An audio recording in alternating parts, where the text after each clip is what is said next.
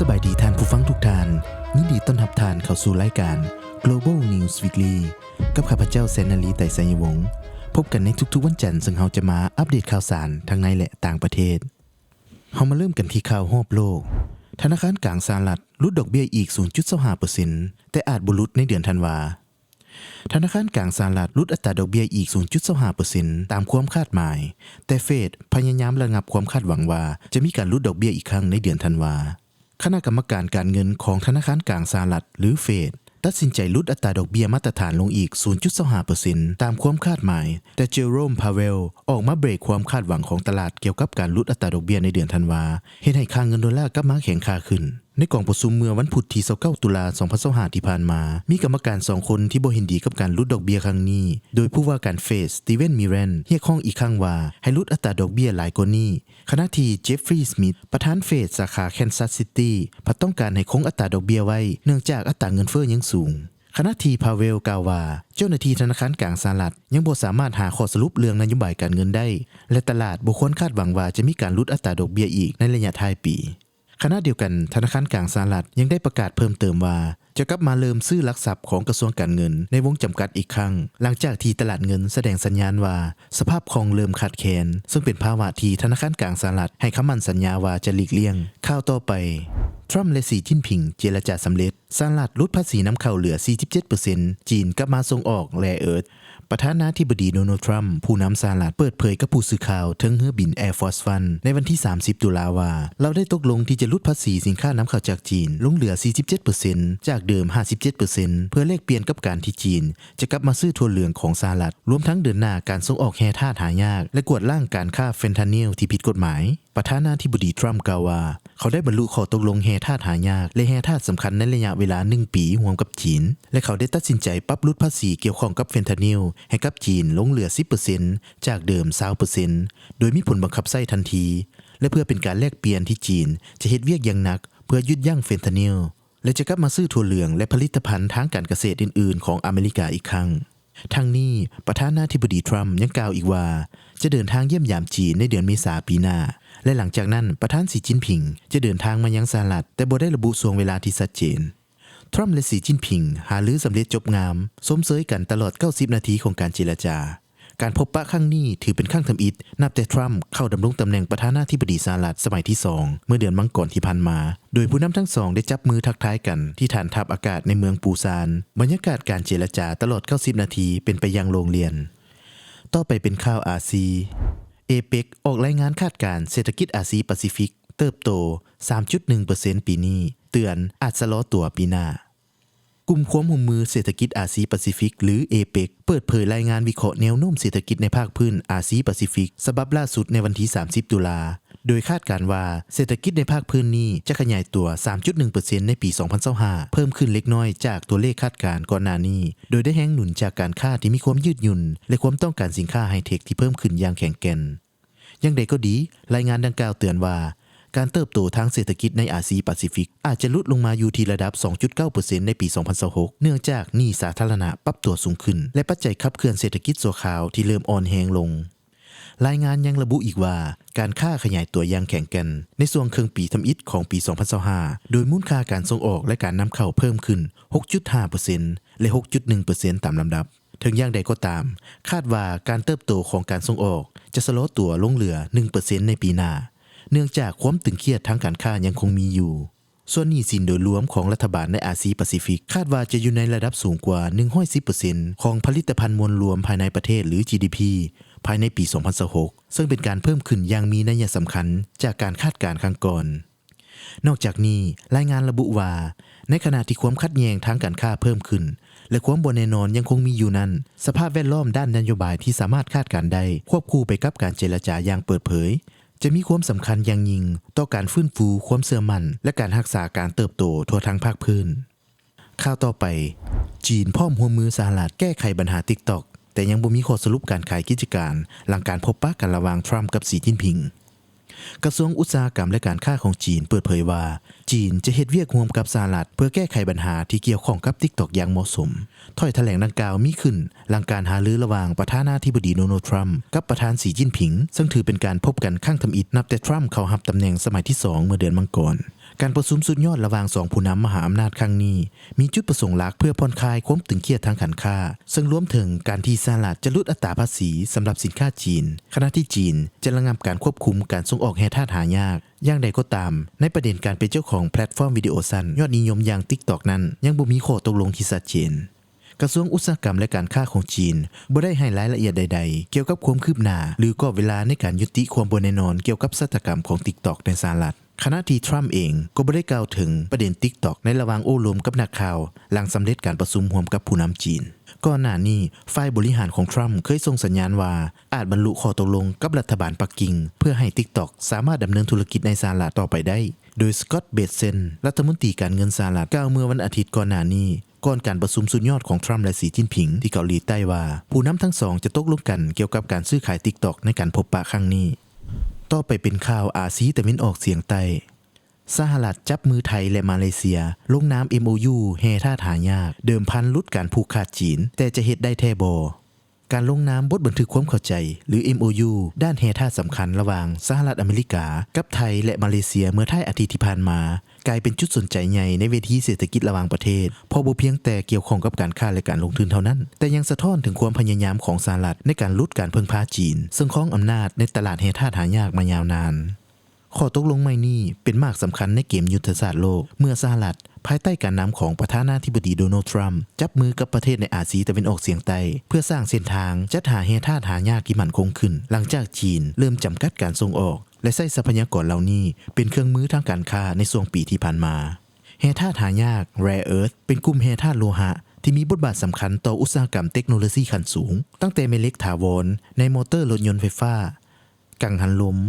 สิ้นส่วนเซมิคอนดักเตอร์ไปจนถึงระบบอาวุธนำวิถี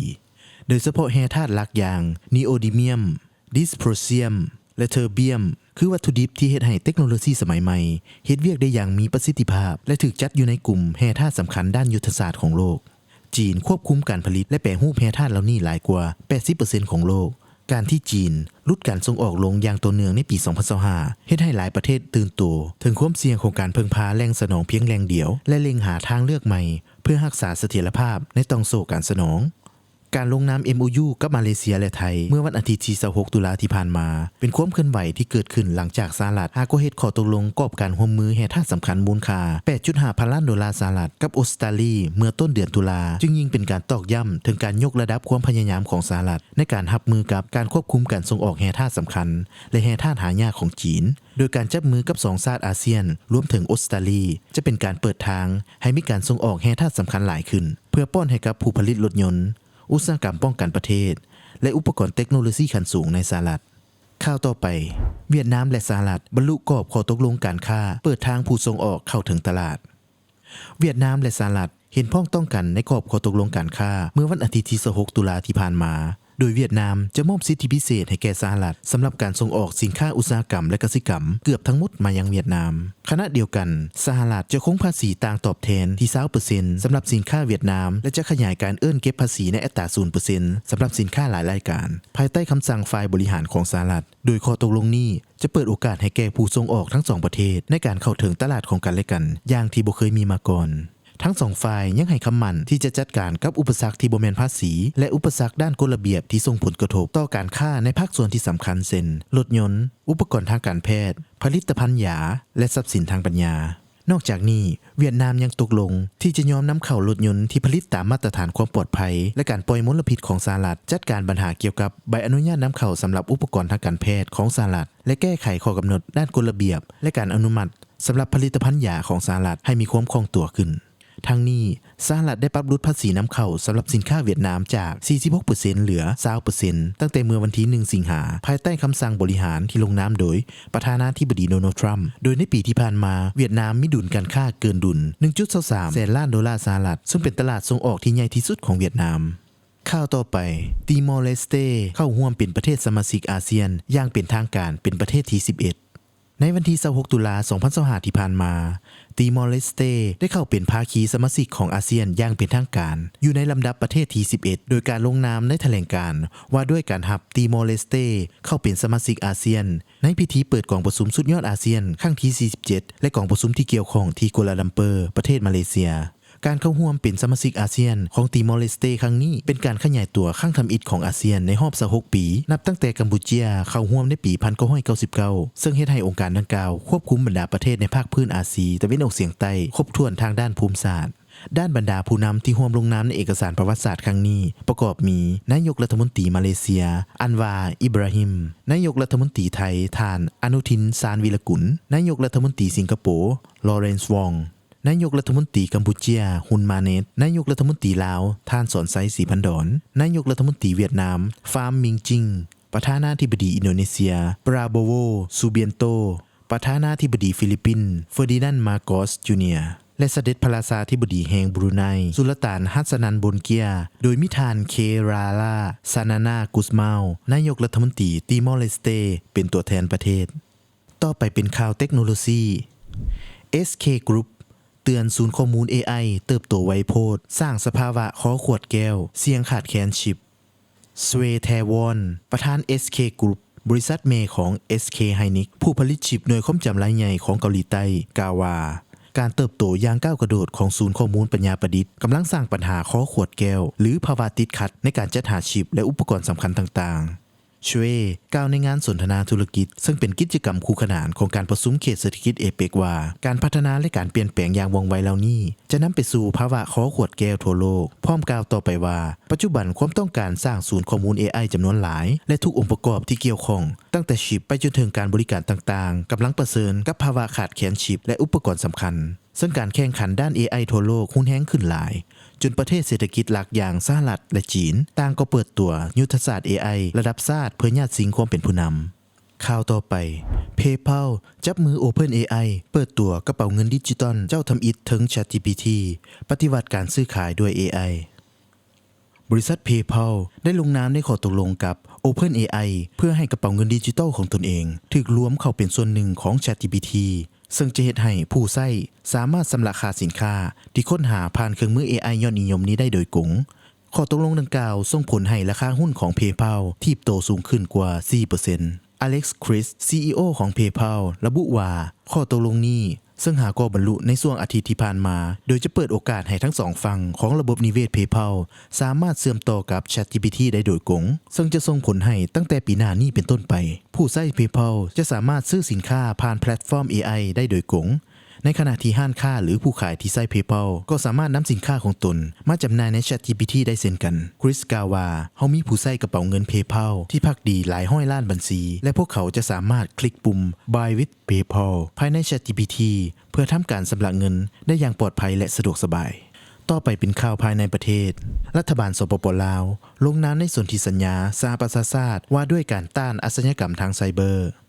ในระหว่างวันที่25ถึง26ตุลาที่นครหลวงฮานอยสสเวียดนามพระนาธานทองลุนศรีสุริตประธานประเทศแห่งสปป.ลาวได้นำพาคณะผู้แทนขั้นสูงเข้าร่วมพิธีลงนามในสนธิสัญญาองค์การสหประชาชาติว่าด้วยการต้านอาชญากรรมทางไซเบอร์และกองประชุมสากลระดับสูงพิธีลงนามดังกล่าวจัดขึ้นโดยการเป็นประธานร่วมระหว่างท่านเลืองเกืองประธานประเทศแห่งสสเวียดนามและท่านอันโตนิโอกูเตเรสเลขาธิการใหญ่สหประชาชาติท่านประธานประเทศแห่งสสเวียดนามได้กล่าวขึ้นเปิดพิธีโดยได้ยกให้เห็นถึงความหมายสำคัญของสนธิสัญญาสหประชาชาติว่าด้วยการต้านอาชญากรรมทางไซเบอร์ซึ่งเป็นการแสดงให้เห็นถึงความสามัคคีเป็นเอกภาพกันของบรรดาประเทศสมาชิกสหประชาชาติในการสร้างสภาพแวดล้อมทางไซเบอร์ที่มีความปลอดภัยมีเสถียรภาพและรับใช้ผลประโยชน์ด้านการพัฒนาที่ยืนยงการรักษาความปลอดภัยทางไซเบอร์เปรียบเหมือนการปกป้องอำนาจอธิปไตยและผลประโยชน์แห่งชาติที่ติดพันโดยกงกับการพัฒนาแบบยืนยงพิธีลงนามที่จัดขึ้นอยู่สสเวียดนามในครั้งนี้มีหลายกว่า110ประเทศเข้าร่วมซึ่งในโอกาสนี้มี63ประเทศและสหภาพยุโรปได้ร่วมลงนามในสนธิสัญญาดังกล่าวซึ่งเป็นการแสดงให้เห็นถึงความมุ่งมั่นปรารถนาของวงคณะญาติสากลในการร่วมมือกันเพื่อสกัดกั้นและต้านอาชญากรรมทางไซเบอร์ในพิธีครั้งนี้ท่านพลเอกวิไลลาคำฟองรองนายกรัฐมนตรีกระทรวงป้องกันความสงบได้ต่างหน้าให้รัฐบาลสปป.ลาวลงนามในสนธิสัญญาดังกล่าวต่อไปเป็นอัตราแลกเปลี่ยนสรุปอัตราแลกเปลี่ยนเงินตราต่างประเทศเทียบเงินกีบล่าสุด1ดอลลาร์สหรัฐอัตราซื้ออยู่ที่ 21,540 กีบอัตราขายอยู่ที่ 21,805 กีบ1ยูโรอัตราซื้ออยู่ที่ 24,794 กีบอัตราขายอยู่ที่ 25,287 กีบ 1 บาทอัตราซื้ออยู่ที่664.74 กีบอัตราขายอยู่ที่672.88 กีบ1หยวนอัตราซื้ออยู่ที่ 3,030 กีบอัตราขายอยู่ที่ 3,079 กีบ1เยนอัตราซื้ออยู่ที่141.36 กีบอัตราขายอยู่ที่144.12 กีบต่อไปเป็นราคาทองคำราคาคำโลกปรับตัวลดลงหลังจากเฟดประกาศปรับดอกเบี้ยลงระยะสั้น 0.25% ตามคาดการณ์พร้อมระบุว่าจะยุติการเฮ็ด QT ในวันที่1ธันวาอย่างใดก็ตามประธานเฟดยังได้กล่าวว่าการลดดอกเบี้ยเพิ่มเติมในเดือนธันวานี้ยังบ่แม่นข้อสรุปที่แน่นอนเถื่อเฮ็ดให้การคาดการณ์ของนักลงทุนที่คาดไว้ปรับลดลงมานอกจากนี้ยังมีรายงานว่าเฟดอาจดำเนินใช้นโยบายการเงินผ่อนคลายหรือ QE ก็คือจะบ่มีการพิมพ์เงินใหม่ออกมาในช่วงต้นปี 2026 ซึ่งเป็นปัจจัยหนุนดอลลาร์และกดดันการเคลื่อนไหวของราคาคำราคาสปอตคำแทงมีแนวต้านอยู่ที่ 4,000 4,020 และ 4,070 มีแนวหับอยู่ที่ 3,900 3,886 และ 3,850 ต่อไปเป็นราคาน้ำมันปรับตัวลดลงเล็กน้อยในการซื้อขายส่วงอาซีในอาทิตย์ที่ผ่านมาโดยได้รับแรงกดดันจากค่าเงินดอลลาร์ที่แข็งค่าขึ้นหลังจากธนาคารกลางสหรัฐลดทอนความคาดหวังเกี่ยวกับการลดอัตราดอกเบี้ยในเดือนธันวาความระมัดระวังก่อนการประชุมที่ได้รับความสนใจอย่างสูงระหว่างประมุขของสหรัฐและจีนก็เป็นอีกปัจจัยกดดันเนื่องจากการประชุมนี้จะกำหนดบรรทัดฐานสำหรับความสัมพันธ์ทางการค้าระหว่าง2ประเทศความแข็งแกร่งของเงินดอลลาร์กดดันตลาดน้ำมันหลังจากเฟดปรับลดอัตราดอกเบี้ยแต่เตือนว่าการปรับลดอีกครั้งในเดือนธันวาคือมีแนวโน้มน้อยลงเงินดอลลาร์แข็งค่าขึ้นหลายในอาทิตย์ผ่านมาแต่ปรับตัวลดลงเล็กน้อยในการซื้อขายส่วงอาซีสัญญาน้ำมันดิบแบรนท์สำหรับเดือนธันวาลดลง 0.2% มาอยู่ที่ 64.81 ดอลลาร์ต่อบาร์เรลขณะที่สัญญาน้ำมันดิบ WTI ลดลง 0.3% มาอยู่ที่ 60.31 ดอลลาร์ต่อบาร์เรลต่อไปเป็นราคาบิตคอยในอาทิตย์ที่ผ่านมาราคาล่าสุด 110,746.50 USDT ต่อบิตคอย24ชั่วโมงขึ้นสูงสุด 113,646.20 USDT ต่อบิตคอย24ชั่วโมงต่ำสุด 19,252 USDT ต่อบิตคอยปัจจัยสำคัญและการเคลื่อนไหวล่าสุดเหตุผลหลักๆที่เฮ็ดให้ราคาบิตคอยลดลงในช่วงวันที่30ตุลาคม2025ส่วนใหญ่แม่นมาจากปัจจัยเศรษฐกิจมหาภาคและนโยบายการเงิน 1. การตัดสินใจด้านอัตราดอกเบี้ยของเฟดคณะกรรมการนโยบายการเงินของสหรัฐได้มีการประกาศปรับลดอัตราดอกเบี้ยลง 0.25% ถือเป็นสัญญาณบวกต่อตลาดสินทรัพย์เสี่ยงรวมทั้งบิตคอย 2. ความเข่งตึงทางการค้าและภูมิศาสตร์การเมืองการค้าระหว่างสหรัฐและจีนได้สร้างแรงกดดันในตลาดสินทรัพย์ทั่วโลกรวมทั้งบิตคอยความบ่แน่นอนทางด้านการเมืองและการค้าเฮ็ดให้นักลงทุนขายออกเพื่อลดความเสี่ยงเป็นสาเหตุให้ราคาบิตคอยได้ลดลงอย่างแรงในต้นเดือนตุลา 3. กระแสเงินทุน ETF การไหลเข้าของเงินทุนอย่างต่อเนื่องจาก ETF จะเป็นแรงหนุนหลักให้แก่ราคาแต่ถ้ามีการไหลออกอย่างลงหลายอาจเป็นสัญญาณของการขายหนีจากสถาบันสำหรับแนวรับแนวต้านที่สำคัญแนวรับจะอยู่ในระหว่าง 140,000 ถึง 19,600 ดอลลาร์มีแนวต้านอยู่ในระหว่าง 19,600 ถึง 113,500 ดอลลาร์ต่อไปเป็นข่าวกีฬาลิเวอร์พูลเสียไซส์ให้คริสตัลพาเลซคาบ้านตกรอบ 4 ลีกครับหงแดงลิเวอร์พูลที่เหลือ10คนช่วงท้ายเกมเสียให้อินซีพงาดคริสตัลพาเลซคาบ้านตกรอบ16ทีมลีกครับการแข่งขันบันเต้ลีกคัพอังกฤษฤดูกาล 2025-2026 รอบ 16 ทีมเมื่อคืนวันพุธที่29ตุลาคม 2025 ที่ผ่านมาคู่ที่น่าสนใจหงแดงลิเวอร์พูลเปิดสนามแอนฟิลด์รับการมายามของอินซีพังงาดคริสตัลพาเลซเปิดฉากครึ่งเวลาทำอิฐมาฮอดนาทีที่ 41 พาเลซขึ้นนำ 1-0 จากจังหวะที่บานเด้งมาเข้าทางอิสมาอิล ลาซายัดด้วยซ้ายเข้าไปบุเหลือซากจากนั้นนาทีที่ 45 พาเลซหนีเป็น 2-0 จากอิสมาอิล ลาซาเจ้าเก่าก่อนจะจบตั้งหนึ่งไปด้วยสกอร์นี้กลับมาลิ้นต่อครึ่งเวลาสุดท้ายนาทีที่ 79 ลิเวอร์พูลมาเหลือ10คนอามาราดันโลเฮดฟาวล์จัสตินเดวานีที่กำลังจะลุดเดียวผู้ตัดสินสู้ใบแดงไล่นันโลออกทันทีจากนั้นนาทีที่ 88 พาเลซนำห่าง 3-0 เยเรมีเปียโนเรียกบานจี้เข้าเขตโทษทางซ้ายก่อนปันด้วยขวาบานเสียบเสาไกลเข้าไป จบเกมลิเวอร์พูลพ่ายแพ้ให้คริสตัลพาเลซคาบ้านไป0-3ตกรอบ16ทีมลีกคัพอังกฤษเรียบร้อยแล้วพร้อมสถิติสุดตกต่ำเสียไซ6จาก7นัดหลังสุดรวมทุกรายการและทั้งหมดนี้คือเนื้อหาข้อมูลข่าวสารที่เราเอามานำเสนอและพบกันใหม่ในทุกเช้าของวันจันทร์สำหรับมื้อนี้ข้าพเจ้าแซนนาลีแต่ไซยวงศ์ขอลาท่านผู้ฟังไปก่อนสบายดี